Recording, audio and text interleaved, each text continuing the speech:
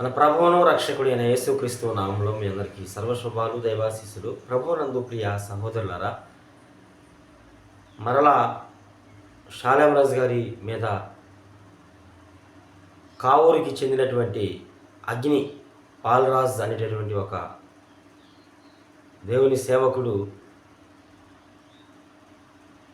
ఈరోజు నేను యూట్యూబ్లో చూసినప్పుడు 2 పోస్టులు ఆయన రిలీజ్ చేయడం జరిగింది.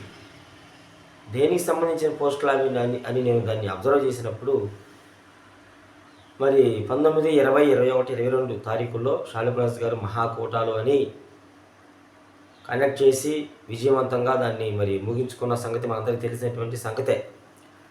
ఆ మీటింగులకు సంబంధించి బాప్తిస్మాలు కూడా దేవుని సేవకుడు ఇవ్వడం జరిగింది. ఆ బాప్తిస్మాలకు సంబంధించి ఈ పాల్రాజ్ అనేటటువంటి ఈ వ్యక్తి చిలకల సన్నిధి, చిలకల తోట, అది శాపముల తోట, శాపముల సన్నిధి, అక్రమ సంపాదన కానుకల కోసం జనాన్ని రప్పించి తాగుబోతులకు, వ్యభిచారులకు, అక్రమ సంబంధం పెట్టుకున్న వారికి ఈయన ఈ చిలకల తోటకి చెందినటువంటి ఈ షాలేం రాజు అని ఆయన బాప్తిస్మాలు ఇస్తున్నాడు అని అగ్ని పాల్రాజ్ అనేటటువంటి వ్యక్తి 2 పోస్టులు పెట్టడం కూడా నేను గమనించాను, చూశాను కూడా. నిజంగా ఇది ఎంత జుగుప్సాకరంగా ఉందంటే, ఎంత బాధాకరంగా ఉందంటే, నేను ఒక మాట్లాడుతున్నానండి ఈ వీడియో పూర్వకంగా పాల్రాజ్ గారు చాలా కోపం వేస్తుంది. కానీ నువ్వు పెట్టేటువంటి పోస్టులు చూస్తే కానీ కోపపడడం అనేది దేవునికి నచ్చినటువంటి పని. నువ్వు ఇప్పుడే కాదు, గతంలో కూడా ప్రతిసారి ఆయన్ని బాప్తిస్మాల విషయంలో నువ్వు దూషిస్తూనే వస్తున్నావు. ఆయన మీద నువ్వు విషయం వెళ్ళగొక్కుతూనే వస్తున్నావు. ఇది నీకు కరెక్ట్ అయిన పద్ధతి కాదు. నువ్వు ఎటు ఒక ఆదరణ మాట చెప్పవు. నువ్వెటు మారు మనసు గురించి, బాప్తిసం గురించి, పాపక్షమాపణ గురించి చెప్పవు. అర్థమవుతుందా? వాక్యాన్ని క్షుణ్ణంగా చదివి నీ ముందు కూర్చున్నటువంటి మందకి సరిగ్గా చెప్పే స్థితిలో నువ్వు లేవు.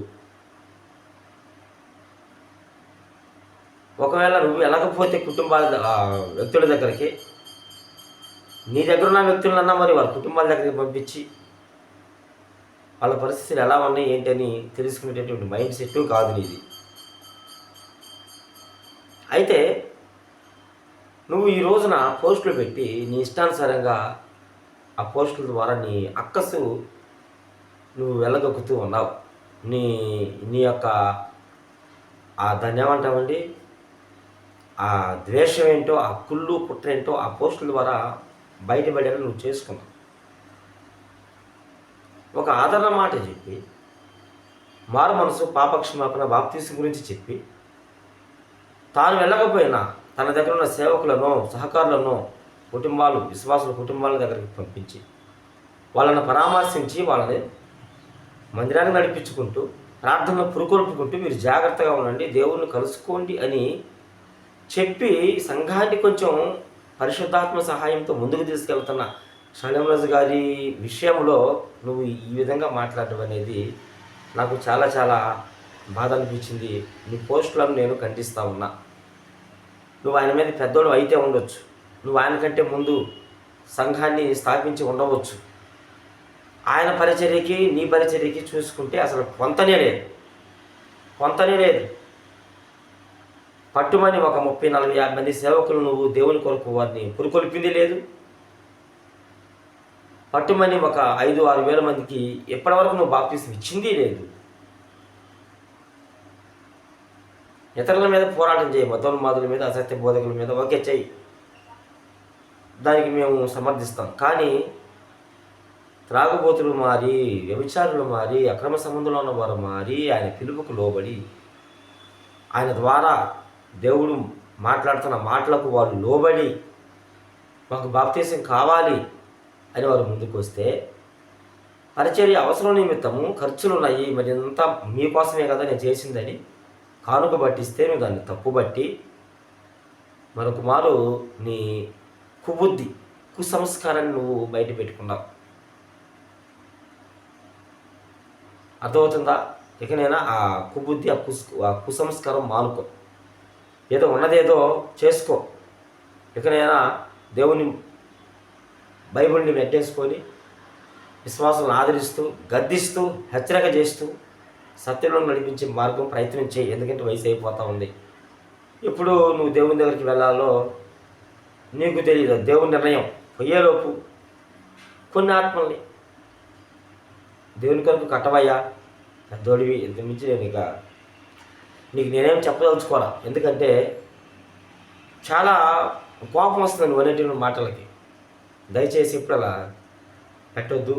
నీ వంతు సేవ నువ్వు చెయ్యి, నీ బాధ్యత నువ్వు నెరవేర్చు. చెప్పు, విశ్వాసులకు చెప్పు, పరిచయం చేయి, క్రీస్తుని పరిచయం చేయి. వాళ్ళు మారు మనసు పొందారా పొందకపోవడం అనేది అది వేరే విషయం. అదే కదా ఆయన చేసింది మీటింగుల్లో, అదే కదా ఆయన చేసేది. ఆదివారం కూడా శాలిమరాజు గారు చేసేది అదే కదా. మీటింగుల్లో చేసిన మరి మెయిన్ బ్రాంచ్ ఆదివారం, శుక్రవారం ఆన్లైన్లో ఆయన చేసిన ఆయన పనేంటి? ఆత్మల భారం, కృంగిపోయిన వారిని లేవనెత్తడము, బాధలో ఉన్న వారికి దేవుని మాట చూపించి ఆదరించడం. ఇదే కదా సేవకుడు చేసే పని. అంటే నీ విషయంలో వ్యభిచారులు మారకూడదా? దొంగలు మారకూడదా? త్రాగుబోతులు మారకూడదా?